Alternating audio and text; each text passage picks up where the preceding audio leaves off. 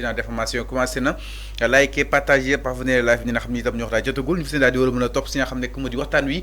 si nu mu gën a yaatoo exactement Moussa Sam moo fi nekk gum bonjour à toi aussi waaye itam di ziar képp ki nga xam ni itam jamono ji yaa ngi waaj ñuy topp si nga xam ne que moo di si antenne bi fii seen émission le talk de matinal alors ndaat ñëwul si wàllu actualité bi tolluwaay réew mi si nu mu gën a yaatoo li si gën a fës bokk na ces dossiers judiciaires qui sont pendant devant la justice den daal di yegg si bu ki nga xam ne que moo di Moustapha Diakhaté ak démb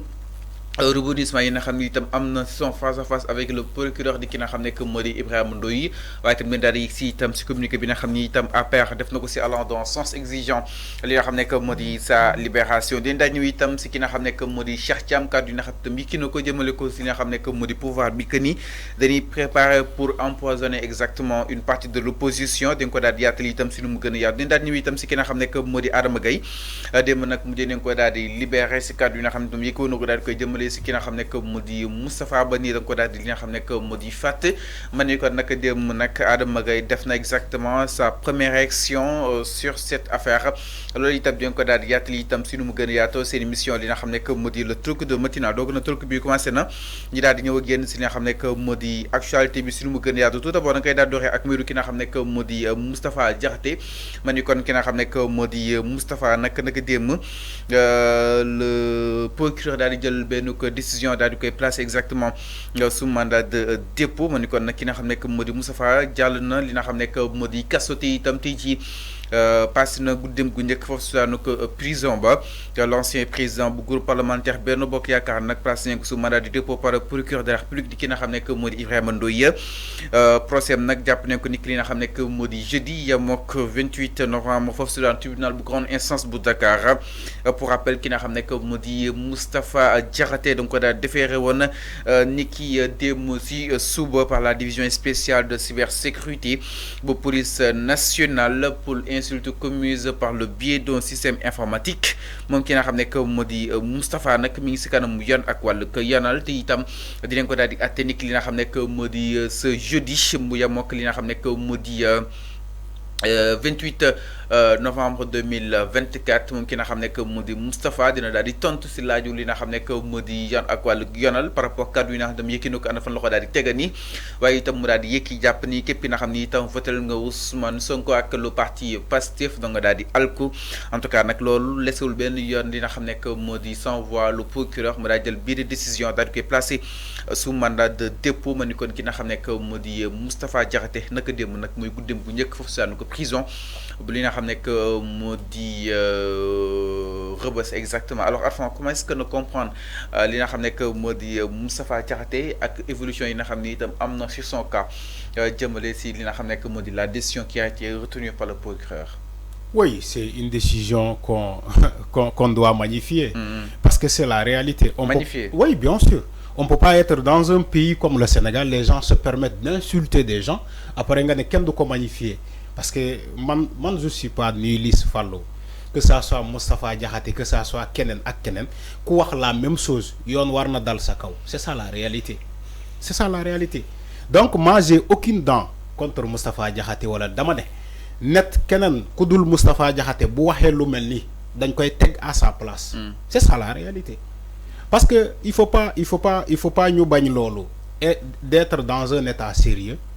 d'être dans une justice boo xamante ne dafay transparente donc ñuy dem ba jàpp ni que peut-être nit bu waxee naka sudul noonu te ñu war kaa jàpp wala ñu war kaa déglu ñuy sóoraale ñiy taxaw di naan non waruñu ko jàpp bu ñu ko jàppee day mel ni comme Macky Sall lu mu doon def nii ñii exactement loolu la ñuy def gis nga boo dégluwee loolu tu peux pas gouverner dans la tranquillité man maa ko wax un état doit rester fort une justice doit rester forte maintenant bu fekkee yow da ngay àtte selon la loi parce que bu leen fàtte aussi la justice cette justice dont on parle elle est rendue au nom du peuple bu leen fàtte loolu c'est pas une justice des vainqueurs parce que maay dégg ay nit di wax il faut pas qu'elle soit une justice des vainqueurs wala une justice de comment dire 2 poids 2 mesures mais man li may gis justice Sénégal mu koy doxee fan yi on ne peut pas parler d'une justice à double vitesse 2 poids 2 mesures on ne peut pas parler ici d'une justice des vainqueurs Parce que tous les dossiers qu'on a vus depuis justice bi bu mu commencé depuis Ousmane Sonko ak Diomaye bu ñu ñëwee au pouvoir depuis bu ñu organiser l'assise nationale sur la réforme et la modernisation de cette justice mën nañu saluer le travail qui est en train d'être abattu au niveau de cette justice là. Moi man je suis pas d'accord tey ñi taxaw di naan way justice 2 poids 2 mesures déedéet. Donc ñooñu di wax noonu ñoom ils vivent pas au Sénégal ou bien ils n'ont pas vécu au Sénégal pour voir ce qui s'est passé ci jamono le régime de Macky Sall. Si on a vécu dans ce pays durant les 2 mandats de Macky Sall, si on a vécu dans ce pays durant les 2 mandats de Abdoulaye Wade, si on est aujourd'hui au Sénégal, on peut considérer ou bien on peut, comment dirais-je, constater qu'il y a un changement. Il y a un changement au sein de cette justice-là. Les Sénégalais, ils savent ko. Maintenant, pour des questions de politique ou bien de prise d'opposition ou d'opposition, ils ne vont pas dire exactement ce qui se passe au niveau de cette justice-là. Follow. Les détentions arbitraires, les détentions provisoires. Mais auparavant, tu Macky Sall, mais tu peux rester 6 mois qu'un dollar à terre. Ce n'est pas les Sénégalais qui vont dire le contraire de ce que j'ai dit. Auparavant, tu as Macky Sall. Dañ lay arrêter pour un simple délit ben délit bu ndaw ñu japp le dougal le kasso tu es là-bas pendant 6 mois kenn du la atte tu es là-bas pendant 1 an et demi kenn du la atte les détentions provisoires gis nañ ko fi amna fi wala amul mais tay lañ lay japp yobul le kasso ñu acter ton jugement ce que je dis là Bougane ne dira pas le contraire Bougane du wax contraire parce que buñ la jappé tay c'est ton sort moi manam ñu programmer ton jugement ton procès dans une semaine ñu ne la regarde le cas de Moustapha Diakhaté kan lañ ko mandat de dépôt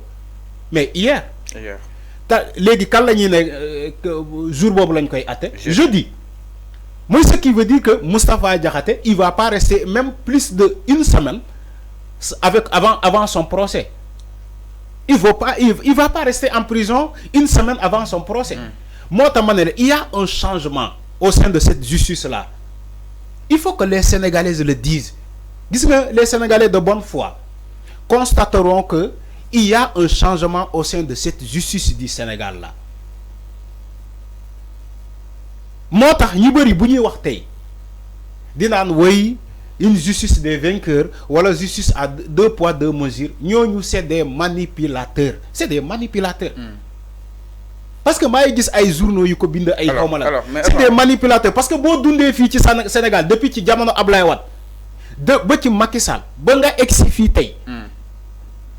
tu constateras que il y a un changement dans cette justice là. Enfin ñu exi wa ci cadre ki nga xamné que modi Moustapha Diakhaté concrètement li nga xamné itam wax nako ba tay yu ndal koy neub li nga xamné que modi jant wi mais enfin ñu né de Mangis Babacar Dione di ko bind exactement si li quotidien que ni Moustapha Diakhaté il a opposé plus d'une 50aine d'années sans être inquiété. Moustapha Diakhaté ñi la yag taxawé ci jamono yu ñom Senghor jamono aussi ñom Cheikh Anta et tant d'autres alors tay régime bu bees bi tay ñew japp ko nek li nga xamné que modi ay jeunes et tant d'autres est-ce que ñom comprennent exactement le rôle de Moustapha Diakhaté dans cette société laaj bobu le journal bobu di dal laaj ni afan ban tontu nga ci andi way bu simple la rek di naan Moustapha Diakhaté yàgg na am taxawaay bi depuis jamono Senghor xaw ma depuis jamono Abdou Diouf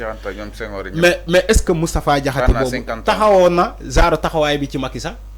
pourquoi defu ko bu fekkee il est constant xam nga manipulation lii mooy manipulation di naan waruñu jàpp Moustapha Diakhaté alors que ñi koy wax yëpp ils vont pas dire exactement ce que Moustapha Diakhaté a dit.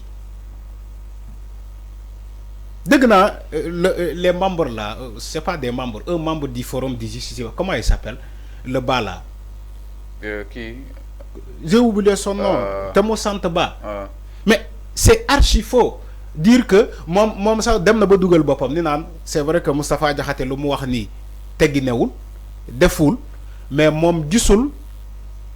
les raisons de son arrestation. Yo d'accord nga ni que Moustapha Diakhaté lu mu wax ken du ko wax ken waru ko wax mais yo nga ne encore d'accord ci son arrestation donc yo qu'est-ce que tu veux quelqu'un qui commet voilà Babacar Ba du forum du justiciable nee na moom d'accordul ci Moustapha Diakhaté lu mu wax mais d'accordul aussi pour son arrestation. Alors, c'est mais maintenant il est dans quelle position lui? Alors c'est clair. D'accord ou Mali, mais tu es où? Mais enfin voilà les manipulateurs.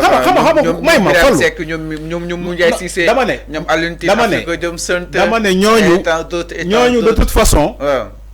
ñooñu buñ leen topé Sénégal moy yakku ba fa. Parce que bo taxawé ci média nga nan d'accord ma pour ce qu'il a dit, d'accord ma pour ce que Moustapha Diakhaté a dit, mais d'accord ma aussi pour son arrestation. Maintenant tu es d'accord, qu'est-ce que tu es d'accord? Tu es d'accord avec quoi? Ou bien tu es d'accord pourquoi? Pour ñu def ko lan? Lu mu wax d'accord ma ci. Japp buñ ko japp d'accord ma ci. Légui yow lan nga bëgg? Alors waxal sénégalais li nga bëgg. Alors c'est clair exactement. Moi il faut que les gens, faut lay daanale fallu.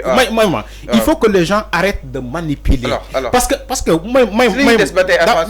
li ñuy des ñu dem ci communiquer APR bi suñu pay ñu faram fàttewaat ko exactement donc mi ngi noonu par rapport ak mbiru ki nga xam ne que moo di Moustapha Diakhaté ak aussi le communiqué bi nga xam ni itam procureur moo ko daal di yëkki. Alors ñu dem exactement ci communiqué bi nga xam ni itam APR moo ko daal di yëkki du côté de la régie Tafa